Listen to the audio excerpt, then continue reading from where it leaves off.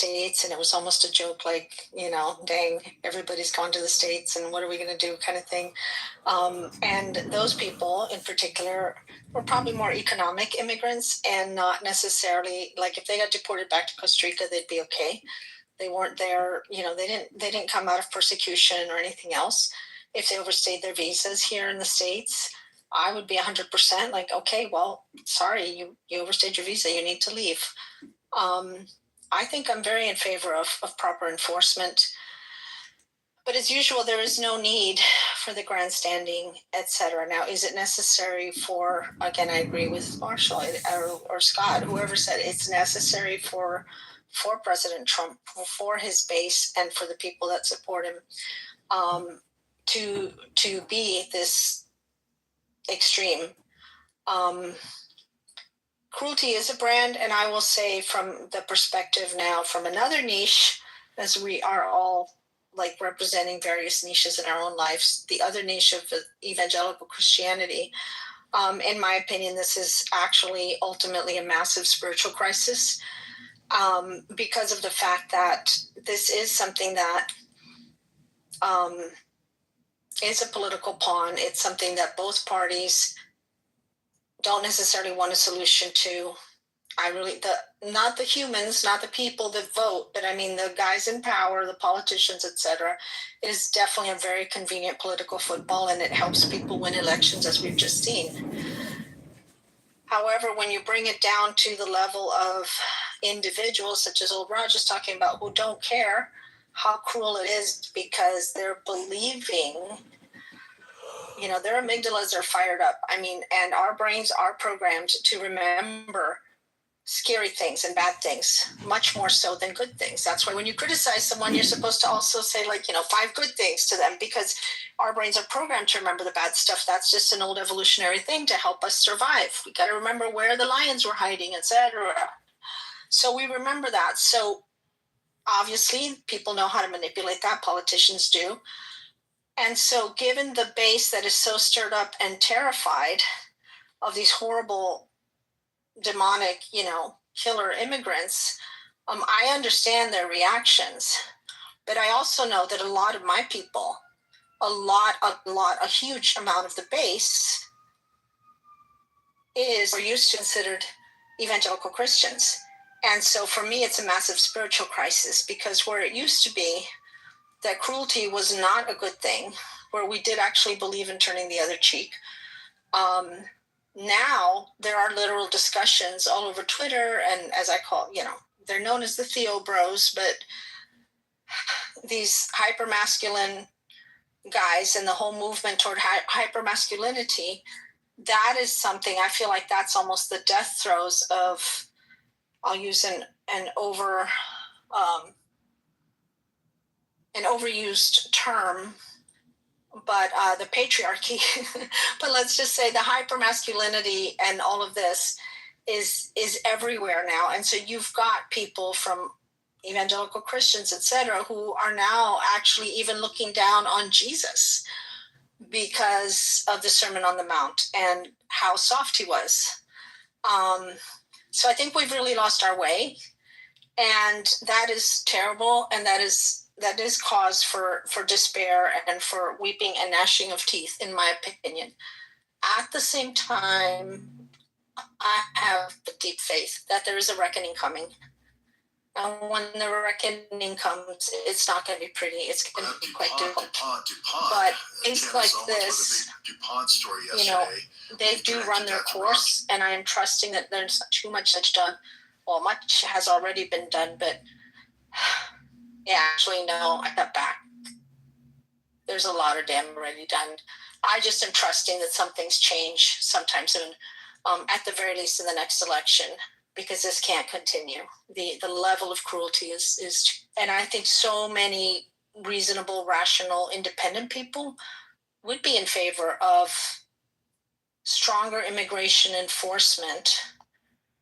It just doesn't have to be the way it's being done now, which is deliberately cruel. Ultimately, unfortunately, the Trump administration doesn't actually care about drugs as we've seen with the recent pardon of this massive drug kingpin, the president of the ex-president of Honduras, who helped bring in probably 400 million tons of cocaine to this country. It really is performative, but I have faith that some things are going to happen and some things are going to change. Thank you. Thank you, Barbie. We'll go to Linda, followed by Tiger. Hi, everyone. Good evening. This is a special topic for me. My dad is a naturalized citizen. He's an immigrant. He came here in 1980. So there are a lot of things said right now about Somalis. That's where my dad's from. A lot of people don't know that the country actually split. So my dad lives in the north area. But yeah, growing up being a product of an immigrant, there's challenges and so forth. And what did your father do, or what does he do here in the United States? He lives in Somaliland. He has dual citizenship. He teaches mathematics and computer sciences. He's a high-level program. Oh, he's living there, not in the United States? No, he lives in Somaliland. He's been living there since 1996. So yeah, I just wanted to say that my husband's he's an immigrant as well, and half my family, all my siblings are naturalized citizens, as well as my stepmom. So I think that there is definitely like some kind of war on immigrants. There's a lot of xenophobia going around, but this cycles every so many years. So it's these things I have heard are not new. It's just, I think Trump is just doing it openly. I think he's trying to intimidate.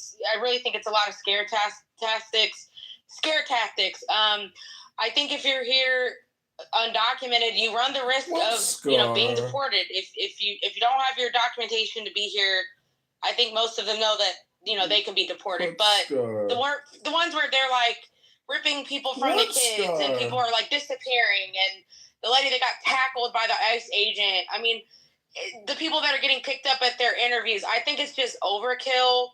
And I just think he's just going just overboard.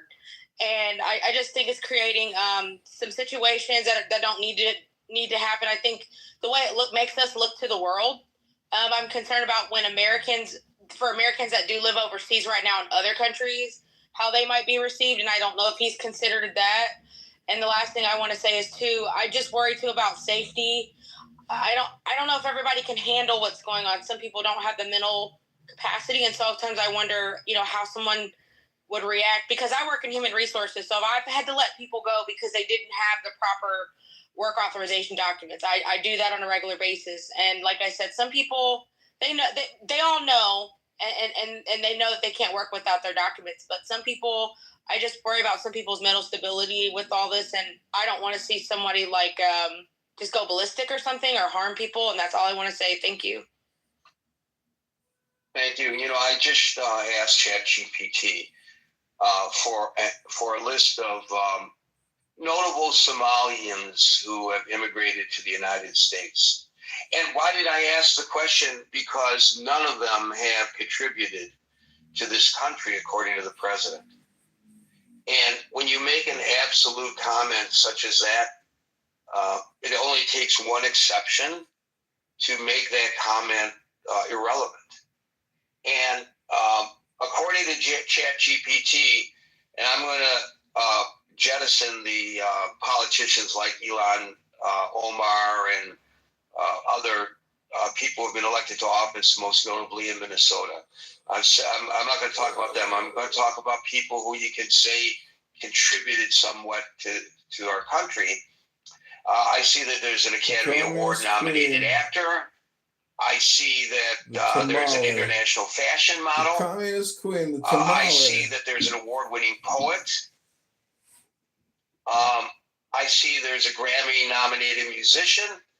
I see that there's a world champion athlete. I see that there's a U.S. government official and philanthropist. I see another author. Ready to pay up. I see educators. I see writers. I see more musicians. Why would a president of the United States take any subset of our nation and malign the entire group and say they haven't contributed or none of them have contributed to our society, I want them out. That part of this war on immigrants, I want us to, if not comment on, people don't have to comment on it, they can if they want. I just want folks to think about that. Gary, yes, go ahead, Linda. Can I say something? And I think that's what's hurtful, because my dad, when he came here, he paid his entire way through college. He saved all of his money. So he paid his entire way. No one paid for him. He wasn't dependent on anyone. He did it all himself. He learned English fluently, speaking it. When they say people don't speak English, my dad speaks and writes English. He can quote Shakespeare. That's how well he speaks English. My father has helped so many people in the African American Black community. My mother's Black American. He went to a historically Black college and he tutored and mentored primarily Black students in math and science and tried to teach them how to be computer programmers. And then when you talk about Islamic people, my dad worked at the local mosque, and his job was to help young men that were converting to Islam, to teach them the Quran and to respect themselves and their family and be upstanding citizens. My dad also went on the news several times to explain the war in Somalia to people and what it was about. So he's made he protested against the KKK coming to our town.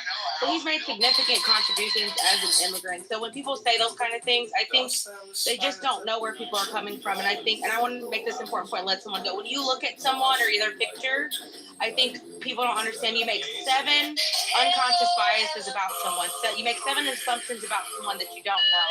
And you don't know them and you don't know their story. And that's all I want to say. How often as a reporter on the streets, walking up to strangers to interview them, and you try to, size up the person that you're approaching and anticipate what kind of a response you're going to get. And now, even as a street photographer, which is more an avocation than a vocation, it's the same thing. You walk up to somebody, hey, can I take your picture? You don't know how they're going to respond. You have no way, you know nothing about that person, but it's not just people making these assumptions. We're talking about the President of the United States, and I think it's apropos to single this out as example because it ties into this whole war on immigrants, and I'm not 100% sure of the motivation or the goal. Is there a motivation? Is there a goal to making these kinds of absolute comments about, as he did the Haitians in one town, and as you say about Somalians in total in the United States? Is it that he's got so much hate in his heart and he's expressing it? Or is there another, and I don't want to believe that about him, or is there enough motivation or a goal that we don't see? And I just can't see it. I may be too close to the forest to see the trees. Some of you all might have a better observation about that. Thank you, Linda. And that's exactly why I asked you what your father did, because I wanted to hear, his contributions to society. My dad said the 2 happiest moments in his life was the day I was born and the day he became a citizen. I was there when he got naturalized. And the tears coming down his face, and that he was proud to. He said, I'm an American. And he says, America, he used to say all the time when I was a kid, it's the greatest country in the world. It's a land of opportunity. And he would say, it's the greatest concept in the world that these 50 states come together under one nation, that we have laws and rights and freedoms. My dad used to say that all the time because he came from a country where there was one dictator and you had no rights, you had no say, and things like that. So I just want to say that. And those who would support the president in these commentaries, maybe those are the folks I need to hear from. We all need to hear from to get an understanding of why somebody would support such an argument. I know we've heard many times, well, the president, he doesn't really mean, that's really not what I'm looking for. I'm looking for an understanding of what he does mean when he says these kinds of things. I'm not looking for a defense of the president. I'm looking for an explanation of the president.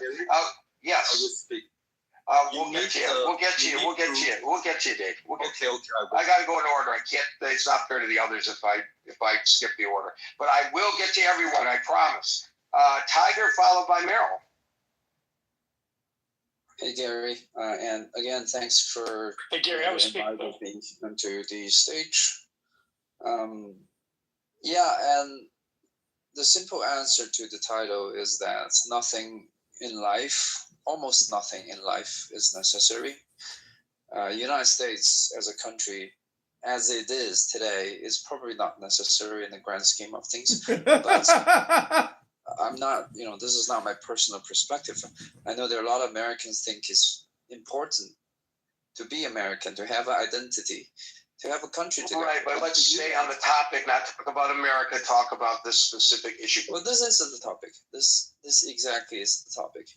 And I think for those people who want to preserve America as whatever their ideal of America is, it is necessary to control the border. Like Marshall said, any sovereign state, there's a necessity to control the border as to who you let in and to what capacity, and what's the status of the people you let in is both necessary for keeping the country together, but also for security. So that's necessary.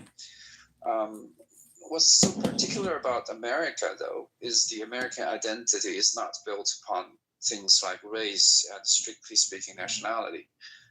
I think what people find unpalatable of what Trump seems to be doing is that he's handpicking who he or certain factions of Americans want to be Americans, who qualify to be Americans and who do not qualify to be Americans.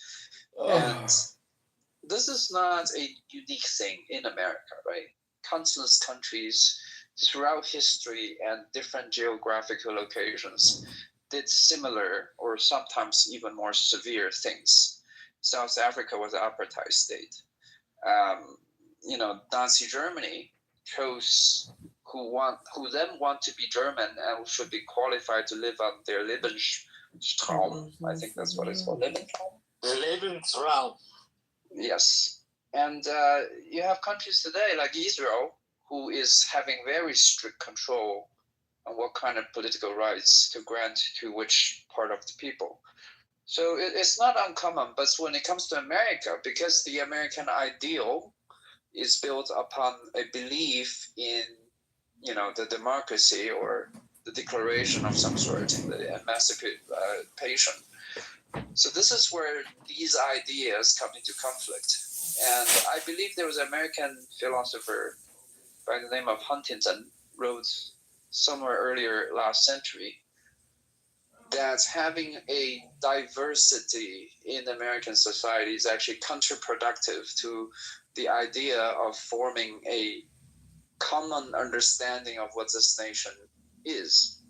And this is, is manifest today. And I do believe the American experiment of building a nation out of an ideal instead of out of, let's face it, genetics or blood or, common culture, is a very good one for humanity. I believe it's an important experiment for human civilization. But when times are hard, I think somebody earlier mentioned human nature, is that we fall back to our instincts. Part of that instinct is to be tribal. And to the people who used to think that they own this part of the world, this land, this America as they define it, and people sometimes mention, the WASP people, or different part of Americans believe a different America exists, and some of those beliefs is un-American in the sense that it goes against this American ideal of forming a nation based on an idea, and that's what we're seeing today. And it's because time is hard. We're going to see more of this, not only in America. We're going to see this in Europe, in particular, in other parts of the world, in Asia. And to reflect, many nations survived to this day because they did something similar in their history, right? They had to purify their population in a sense, or sometimes they annexed. And so, are you suggesting that what the president's policies vis-a-vis immigration is necessary in order to purify the country, or at least from his That's not what I'm perspective? suggesting. I'm suggesting the president or some of his supporters may believe in this, right? And as the Nazi Germans believed in that. But when you think about it, the reason why we condemn Nazi Germany today, a big part of that is that whatever they did in Germany did not become the status quo. We defeated Germany. Can I interrupt? Very, guys. Can I interrupt? No, but we'll try to get back to you. Very important. If Hitler, I know everybody has important things to say, but you know how the room works. Go ahead, Tiger. yeah, I was just saying, if Hitler did win the Second World War, and 100 years from whatever that's over, maybe people will be, phrasing Nazi Germany as something entirely different. As we can see, narratives are often shaped over time. And so I don't know. I just hope that whatever Donald Trump tries to do, and I personally, I may be affected by this. So far, I'm not. But whatever Donald Trump tries to do, for his benefit, I hope he wins, whatever that means. Yeah, thank you.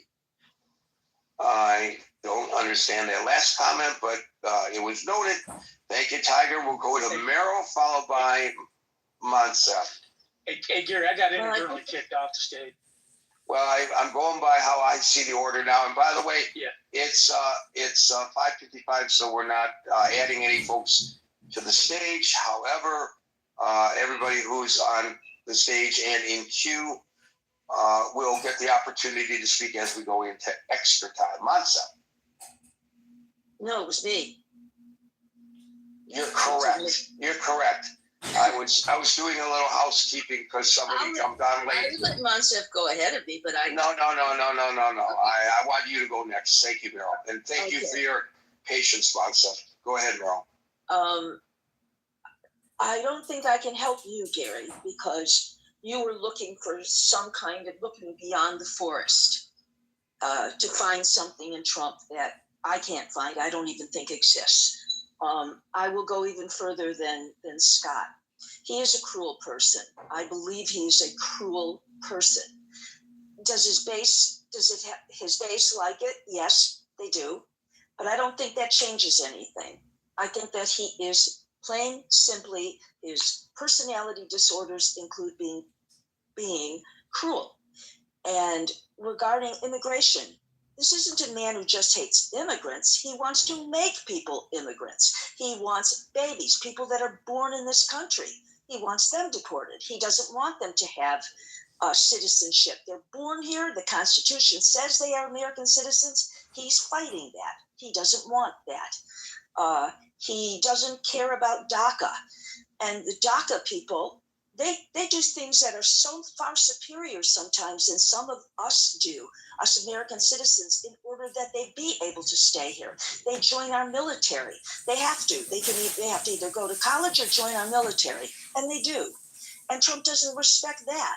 Think of the Gold family, who he ripped apart in his first term, whose son was killed fighting for our country. He doesn't. I think the only immigrants he likes maybe are in the Miss Universe contest when he handled that, and the wives that he married, and probably their families who he wouldn't let other immigrants' parents come here because he was against that. So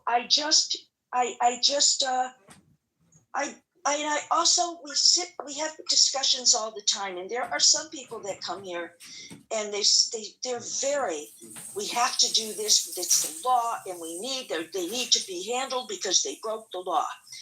I wonder if those people sat around and one day someone came to them and said, hey, you know the guy who lives on the corner, the one who goes to church with you, the one who works over there, and the one who your kids play with, he's undocumented. And they're going to throw it. Should we tell people about it? Do you want him to be picked up? What do you want for that person? I want to know how those people feel. The ones who say that it's got to be done. It's got to be done. I'd like to know how they feel. And regarding what Barbie said about Somalia and her father, we don't have a president. Linda, I apologize. We don't have a president who takes pride, that feels the pride that people have when they do good things. He doesn't have that. He doesn't have the empathy. He doesn't feel it. So when we talk about all these people who come to this country and they do good things and great things, he doesn't feel that. He's not Reagan, and he couldn't even sit through a Reagan speech about that. And I know that I am possibly an outlier in this. Maybe I'm too tough on him, but I have stopped looking. I researched Trump long before he ever ran the first time because of a bet that I had with my boss. And I have never found anything about Trump that shows a feeling of empathy, a feeling of pride that people feel for their families. He just doesn't. And them going and having ICE, taking away, as Scott said, we take away from our FBI, we take away from all of our national security, people that help our national security, and we've got them in ICE. He's got them going to nursery schools and taking parents when they pick up their children. He's having children being, it's traumatic, it's horrible what he does. And if we want to look to see why he does it, we can't find something good in him that can tell us why he does it. I don't think so. But if other people can, please let me know. Thank you. I don't know what the medical condition is, but there are people, and I'm not diagnosing the president, but there are people who lack the ability to have empathy. And perhaps you're right about the president. Thank you, Meryl. Montsev, followed by Chris.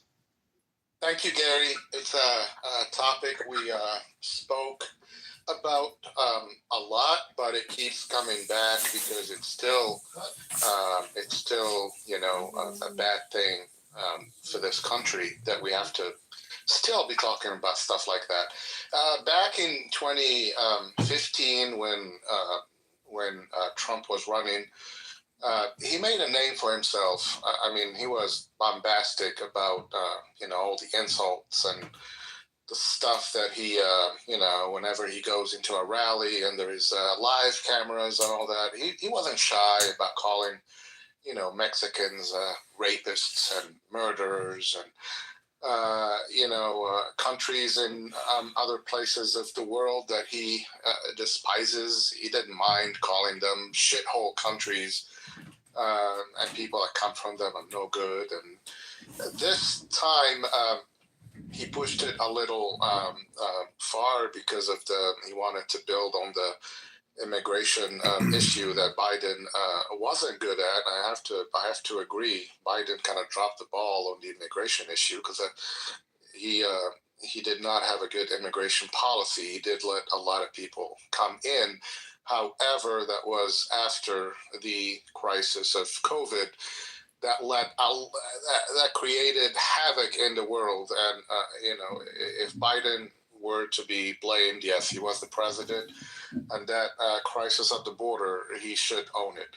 But the reason that I always keep repeating that, Trump's message got so popular, and it was a populist message, is because people perceived it as a brave man saying stuff that people were whispering amongst themselves in safe crowds, little bars and stuff. And I was privy to a lot of shitty conversations when people don't know that your name is Montsev, and you just, whether it's at work or, your local bars and all that, and whether it's about Black people or Mexicans or whatever, but these conversations were taking place in the United States. I mean, we are a country that we're still deal with a lot of these problems. There was a lot of racist commentary between the people and all that. So there you go. There's someone that wants to be, the president, the chief, the leader, and all that. And he's not shy about calling, over calling, exaggerating they're saying that anyone that kind of Mexicans are, rapists and killers. And it's like, hallelujah, this is what we're thinking about all along. He even pushed it further. I think it was in the last election, he said they are poisoning our blood, and that is straight up. Anyone that keeps saying that Trump doesn't have, shouldn't be compared to Hitler. This is a very Hitlerian speech. Poisoning the blood of the country, mixing of the blood is no good. The beautiful white people, that he adores, that he keeps marrying, are going to be tainted with the Mexican and the African blood and all that. And that's somehow finds a good refuge. I guess a lot of people like that message, which is the scary part of the United States, which is, something we have to work on. But this is why, and he's not stupid. He saw that it was a popular message. He saw that a message like that can get the crowds riled up, can get votes, can get people, behind him, and he did. Except, he took it a little further, and it became, even if he was just doing it to get elected, the more he goes into the xenophobic kind of rants, the more he shows that, the guy really has issues. The way he was talking yesterday about, American people serving in Congress. I don't care about her ideology, but she's an American, whatever her name, Ilhan Omar, I guess, from Somalia. And she was just, he was just talking about her as if she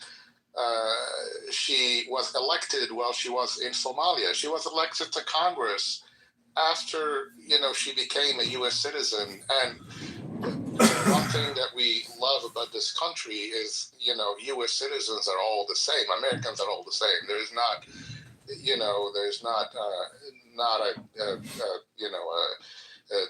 don't get to, I guess, claim privilege because we all pay the same taxes. We all contribute the same way. A lot of us contributed more than others.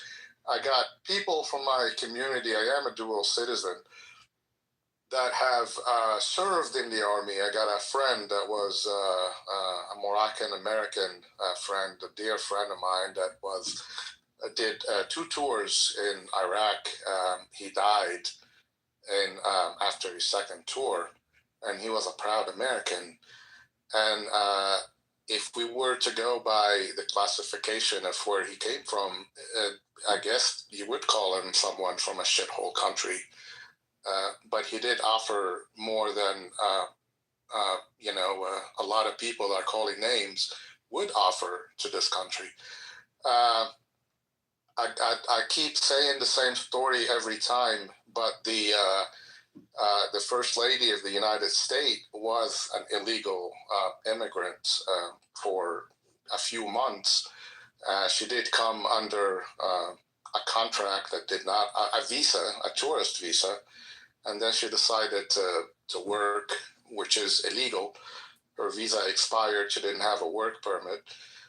She only got, I guess her papers only got settled after she got married, which based on today's laws, they don't even let you do that. They send you back to the country where you violated the visa requirement from, and then you apply for your marriage visa, whatever that K9 or whatever it's called, to come back. But she wasn't doing that. You won't hear that story being talked about and frowned upon by the Republicans, that say, well, she didn't really set a good example because she didn't follow the immigration laws herself, and now she's the First Lady. But from the economic standpoint, it will be, even if these 20 million people, like he says, I don't know if it's 20 million that came in the Biden administration, that would be a huge. It's only about 13.5. Yeah, exactly. I mean, even if you ramp up all the people are here illegally and kick them out, that would be a huge blow to the economy. It would not be a good thing. There is a lot of things that these people are doing that American citizens or whatever have just given up. They're not. I mean, people are not looking to go pick tomatoes and lettuce. I'm not saying that immigrants, that's all they do, but economic immigrants with no papers, a lot of them, that's the jobs that they end up doing because of the situation. And I live in Florida, and I do construction lending for a living, and a lot of job sites that were trying to ask, like, how come the projects are not going up on time.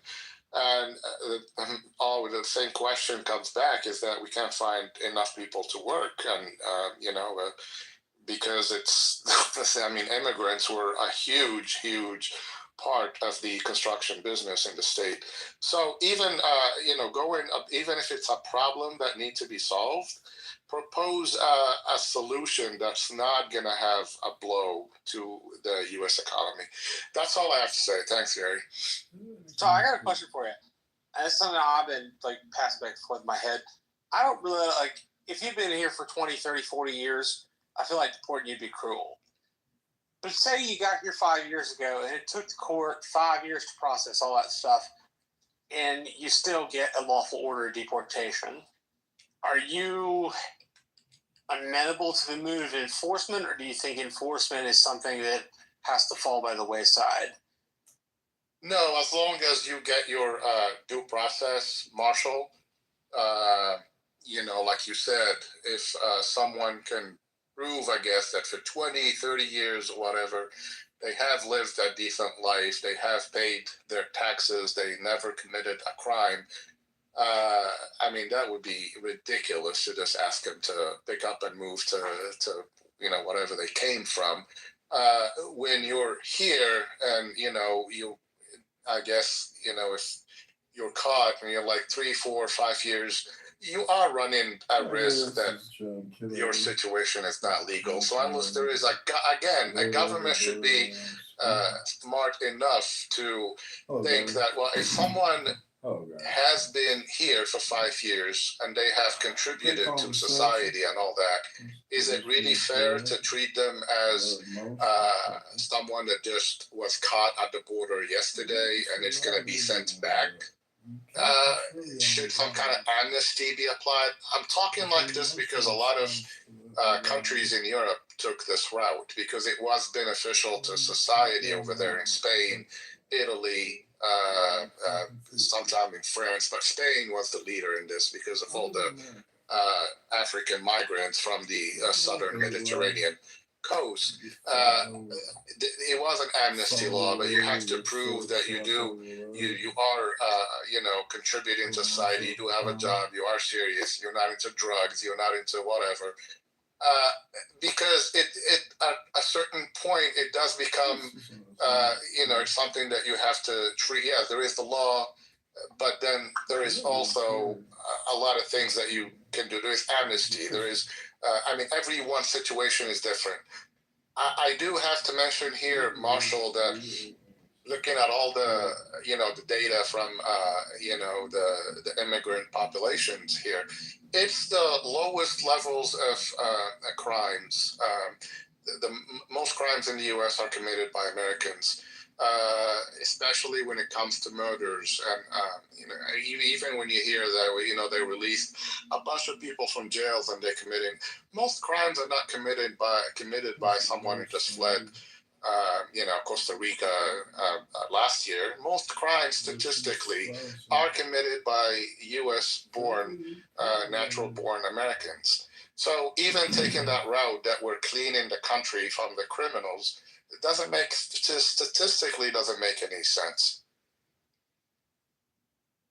I apologize. Interrupt, Gary. I have something very urgent. The entire room needs to. All right, Raj, go ahead. Oops, we lost him. Thank you, Monsef. We'll now go to Chris, followed by Brian. Hey, Gary, what's going on? Hanging in here, my man. Hey, Gary, this might be the first topic that you didn't add a little space for me to say the Epstein files didn't release yet. Just a heads up.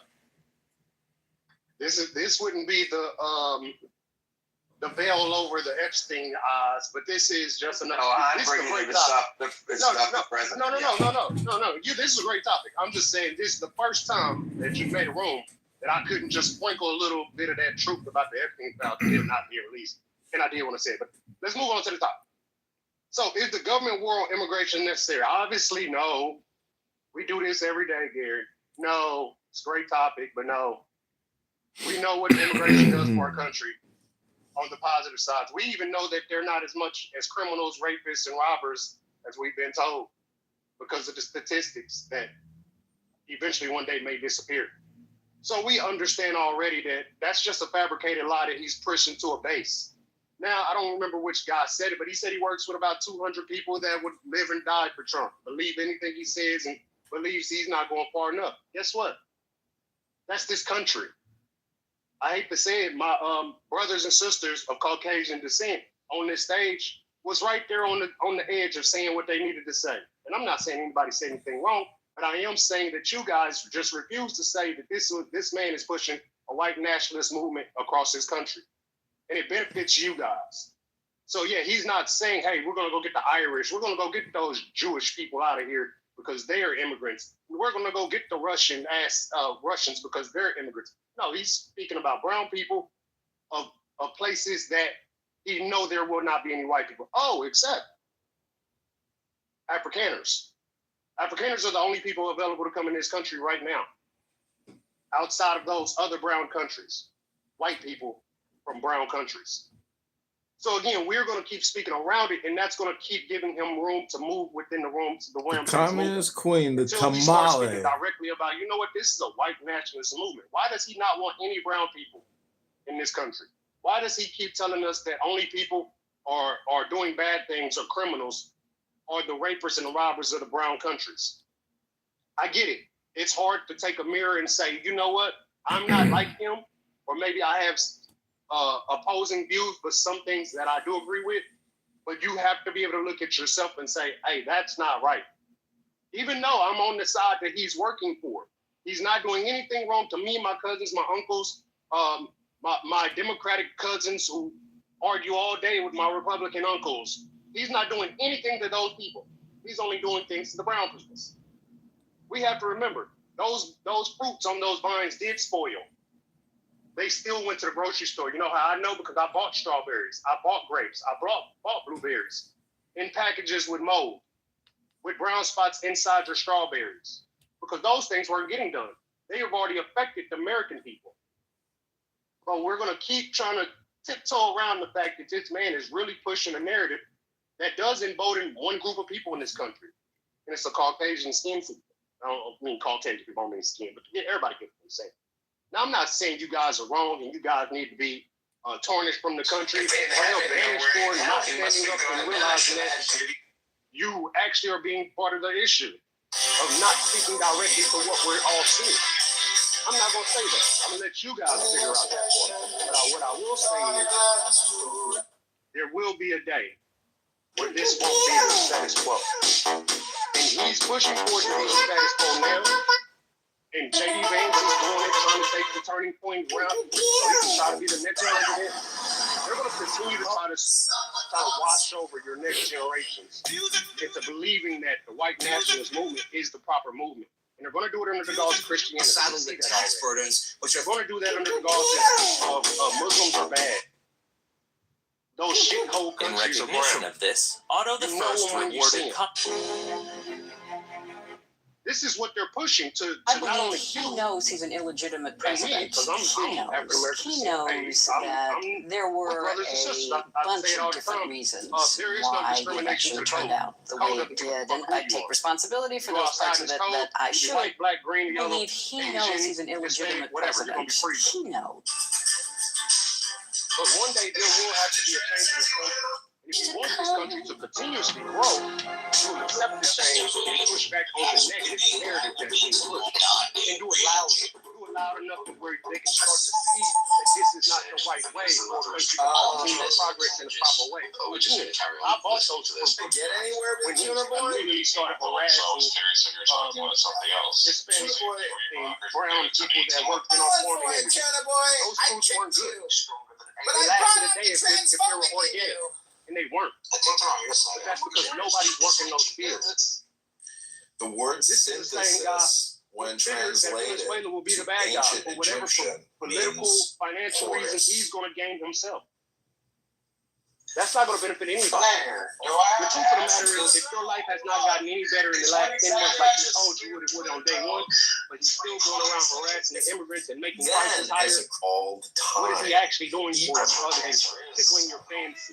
Making you feel a little more secure about what you believe. In the like voice he believes, Rumi says that we eventually what become If it's whiter, I'm saying increased I think the trend has been. I think that's the trend. Whoever captures affordability will do it. It's not affordability because he doesn't believe in affordability because affordability is a Democratic vote. Okay, and I'm saying I'm not talking about affordability right now. I'm talking about a white nationalist movement that is. I'm talking about a white nationalist movement that is being pushed by the and people are soft shoeing around it. People are soft shoeing around it. Excuse me, Marshall. I'm talking. I'm in a full sentence. People are soft-shoeing around it because they honestly don't want to feel like he's the bad guy and he's working on my behalf. I get it. Nobody wants to feel like the bad guy's in their corner and they don't want to say it because it is working for me. It does make sure my uncle, who is a terrible person, who can't keep a job, can feel like he's getting those Mexicans out of here, I'll get a job. And he'll never get a job. Those whom she you know that. You understand that. You live that with it. But this is the narrative that you're pushing. So you guys, I hate to see it, and there's never-ending chemtrails of airplanes, non-commercial. Everybody says Barack Obama was pushing too hard on the narrative of clean and unity and inclusiveness. We're going to keep trying to shame Joe Biden for immigration policy that's always been there. Into the makeover of a restaurant. No, we're going to say more people showed up. Yes, with the asylum process.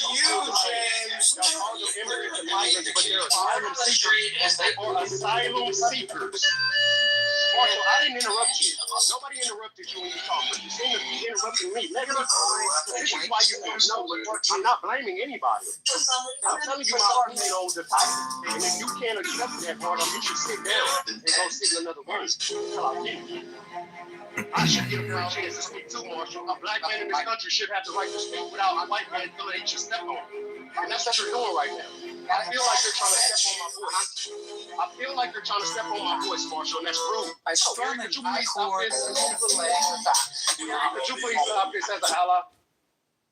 I mean, we're both allies. No, okay, sure.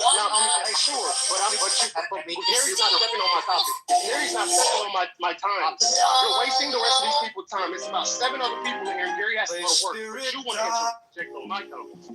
You should get down and finish. Okay, so back to what I'm saying. Gary. I do understand that immigration might have got out of hand, but we do asylum seeking here. And until they want to change that, as the Democratic Party wanted to do prior to the election, we're not going to get anywhere until Caucasian people take the realization that, hey, he is working on care for my benefits.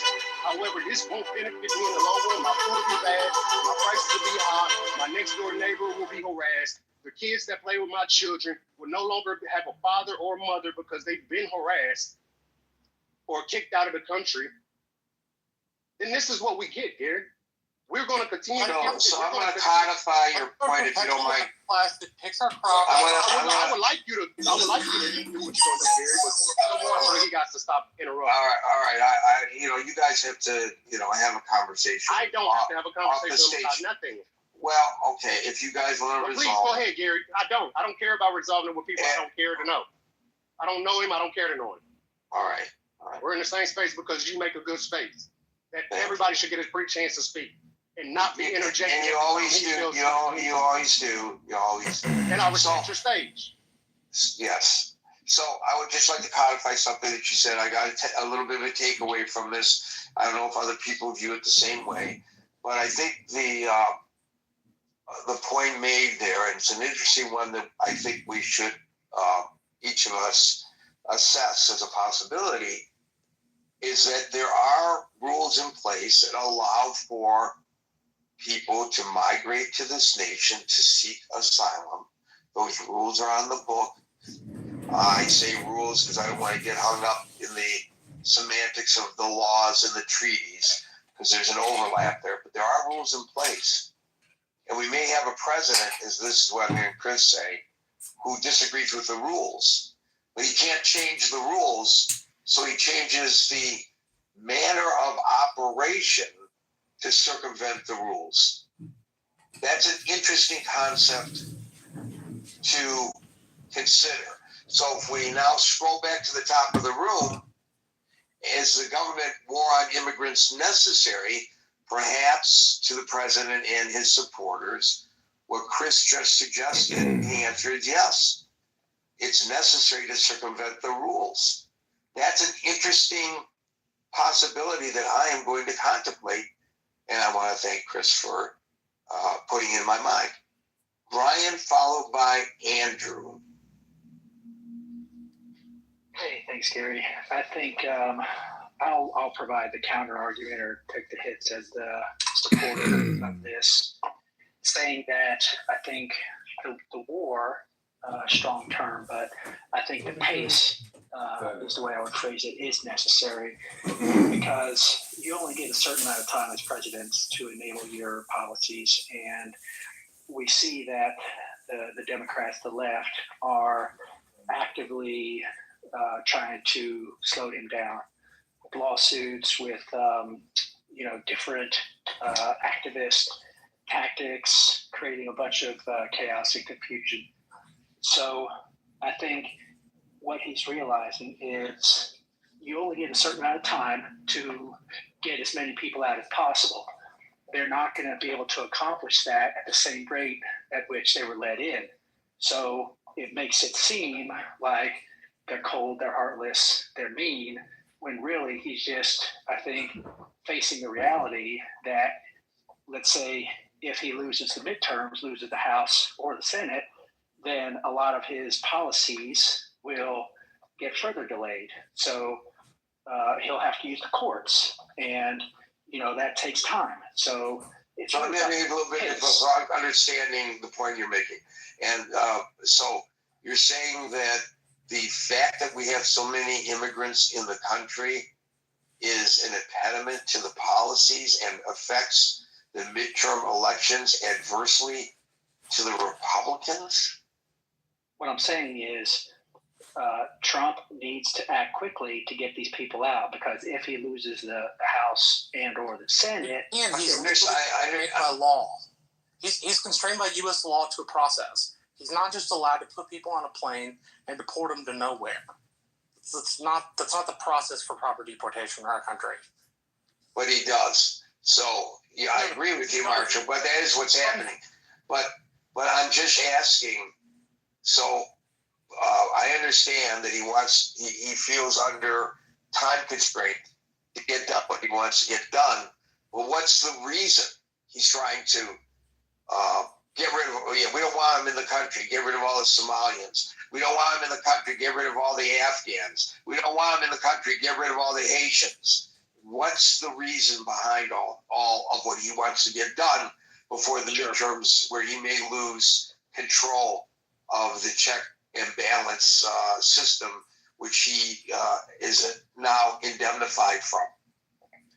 Well, I'd say the primary reason is he looks at those people who come from poor countries as people who are going to either begin or stay on welfare, and who is the party, which is a party that encourages welfare benefits and free stuff. It's the Democrats. So what he's doing is he's saying that the people who are not coming allowed from these, once you apply to be on public benefits unless you're an asylee or you're a refugee recipient.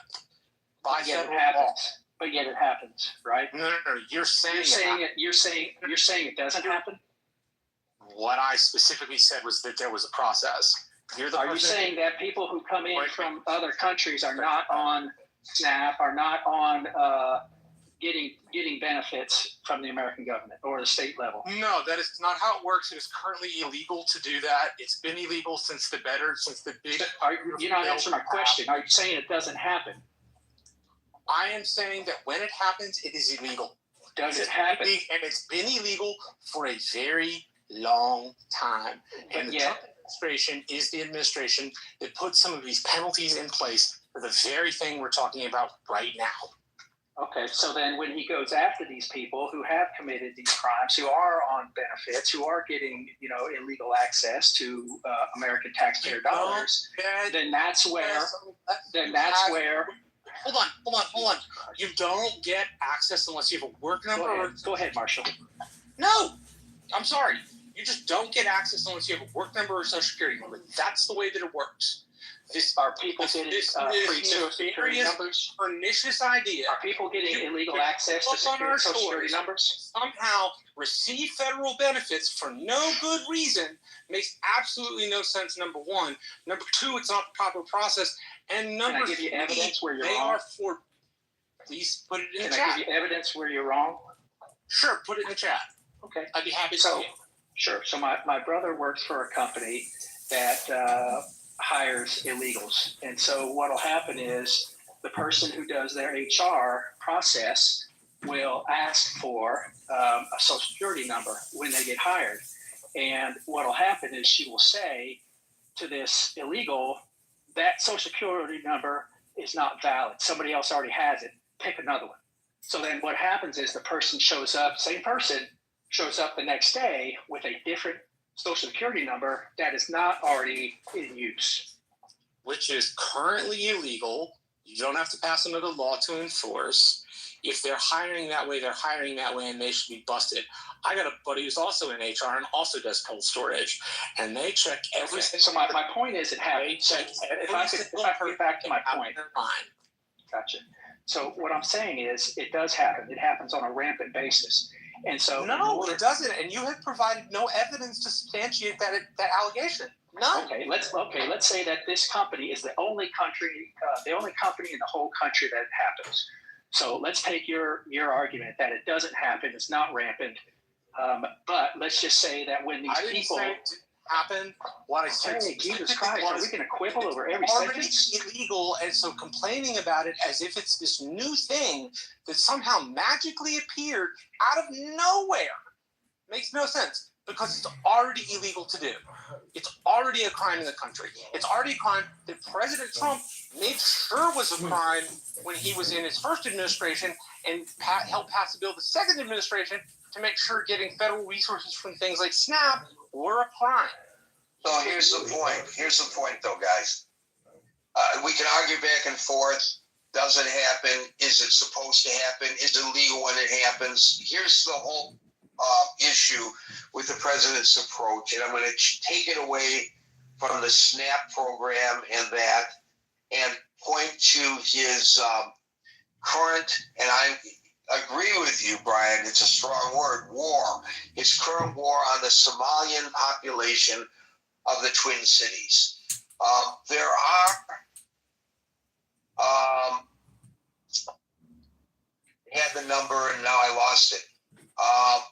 There are 80 to 85,000 Somalian people living in the Twin City area. So let's take the lower number, 80,000 people. In that infamous program that the president holds up as the reason for going after the Somalian population, that's the Feeding Our Future. And it is a wide-ranging number of people. It goes pretty deep, but thus far there are all of 78. That's a lot. That's a lot of people to be indicted in one case. I can't recall the last time I covered a case where there were 78 people indicted. That's a lot of people. It's a major alleged fraud scheme. 78 people have been indicted over a population of 80,000 taking the low number of Somalians living in the Twin Cities area. So I think what he does, and his proponents do, is they will take these examples, whether it's illegal immigrants who do not, as Marshall so correctly qualify, so correctly pointed out, do not qualify for being on a program such as SNAP or other welfare programs, but who are, and he will make the exception the rule. The exception becomes the rule. One Afghan guy shoots 2 National Guard members in Washington, D.C. If you look at the number of people who came in on that program from Afghanistan during the Biden administration, a program which the president, this president, criticized for having missed people who should have been brought into the United States. He was in favor of more of them coming in, this president, at that time. That's an exception to the rule. As Scott pointed out earlier, I think it was Scott, if you look at the statistics, the chances of a person being victimized by a crime committed by a naturally born American citizen as opposed to an immigrant, per capita basis, is much greater from a naturally born American citizen. But right now we see that whenever an illegal immigrant commits a heinous crime, it suddenly is a big story, and it's pointed out to the country that this illegal immigrant committed this crime. The exception becomes the rule. I think that the recognition of this, what we've just explored, Marshall, Brian, and Gary, doesn't really explain the reason why. Why is it so important for the president to take the exception and make it the rule? And I think that's the question. Yes, I'm asking you the question. So I would like Brian to answer that question. Why is it so important to take the exception and put it in the public mind that that is the rule? Because Trump, and I think a lot of his supporters, view this as an extension or an implementation of the Cloward-Piven strategy. So to me, it all revolves around the Cloward-Piven strategy, which is, if you're not familiar, in the mid-'60s, a couple sociologists basically said, if we are going to overthrow the government, if we are going to destroy America from within, we can't do it using the Soviet Union or, frontal assault tactics, because America is too strong, too economically and militarily powerful. So we have to destroy them from within. So the tactics in the Cloward-Piven strategy are to overwhelm the system of the welfare, the immigration system, with a lot of low-skilled, low-education people who are dependent on welfare, and that will economically bankrupt the country at the local, state, and. But is that happening? Is that actually happening? That's what Trump is trying to avoid. That's what Trump is trying. I see. Okay. So if that's exactly happening, that is an explanation. Thank you. Welfare makes up something like less than 10% of overall U.S. spending. Just so you're aware, it's like trying to save money going to the couch cushions. Okay, sure. So, speaking of which, look at that. That money did fall out of my pocket. Actually, not so much in the couch cushions today. Not so much in the couch cushions today, because who carries change anymore to roll out of your pocket while you're watching the football game and falling asleep to end up in the couch cushion? It just doesn't happen anymore. Nobody carries change anymore. It's worthless. You need actual dollars, and people don't carry national dollars anymore. Everything is done with their Apple card on their iPhone. There's one guy here who still carries dollars. I thought it was important to note something before we moved on. I looked this up, so it comes from the AI, so take it for what it will. Based on available data, undocumented immigrants generally do not federal benefits. Eligibility limited to certain emergency services, 8 through 12 education, state programs, federal beneficiary ineligibility. Most federal public, basically this stretches out that people aren't allowed for it. And what are you referencing there, Marshall? I was referencing a ChatGPT. That's why I said take it with a grain of salt. Well, who does ChatGPT reference?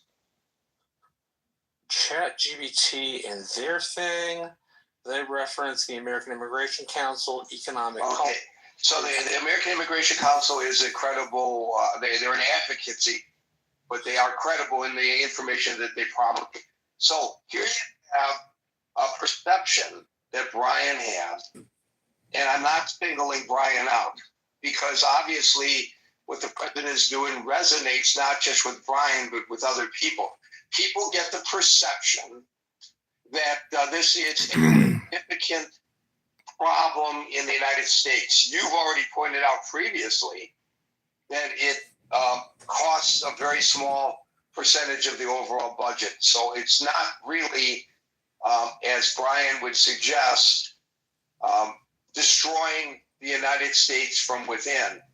And there may be an argument to be made that it is a sign of strength when society takes care of people within that society. That's a sign of strength, not weakness. And so instead of tearing the country apart, it brings the country together. You know, we're at this time of year where we suddenly have that perspective of where we want to help people who are less fortunate. And then after January 1st, we'll forget about that. But it's that time of year, the reason for the season and all that kind of stuff, where people tend to be far more charitable, not just financially charitable, but in their outlook toward their fellow human being. And then we forget about that. I think that's a strength. I'm not a Christian, but I think that this Christian